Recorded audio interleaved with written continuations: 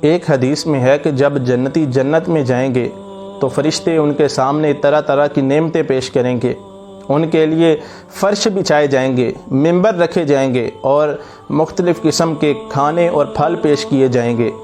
اس وقت جنتی حیران بیٹھے ہوں گے۔ اللہ تعالیٰ فرمائے گا، اے میرے بندو حیران کیوں ہوتے ہو؟ یہ بہشت جائے حیرت نہیں ہے۔ اس پر وہ عرض کریں گے، اے بار الہ، تو نے ایک وعدہ کیا تھا اور اب اس وعدے کا وقت آ پہنچا ہے۔ اس پر اللہ تعالیٰ فرشتوں کو حکم فرمائے گا کہ اے فرشتوں، ان کے چہروں سے پردوں کو ہٹا لو۔ فرشتے عرض کریں گے، اے ہمارے پروردگار، یہ تیرا دیدار کیسے کر سکیں گے حالانکہ یہ تو گناہگار تھے؟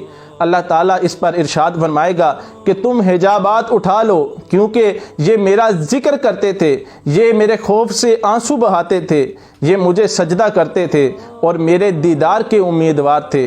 اس پر جنتیوں کے چہروں سے حجابات اٹھا لیے جائیں گے اور جنتی اللہ تعالیٰ کا دیدار کرتے ہی سجدوں میں گر جائیں گے۔ اس پر اللہ تعالیٰ فرمائے گا، اے میرے بندو، سجدوں سے سروں کو اٹھا لو، کیونکہ یہ جنت ہے، یہ دار عمل نہیں ہے بلکہ یہ تو دار جزا ہے۔ اور پھر اللہ تعالیٰ فرمائے گا، اے میرے بندو، تم پر سلامتی ہو اور میں تم سے راضی ہوں، کیا تم بھی مجھ سے راضی ہو؟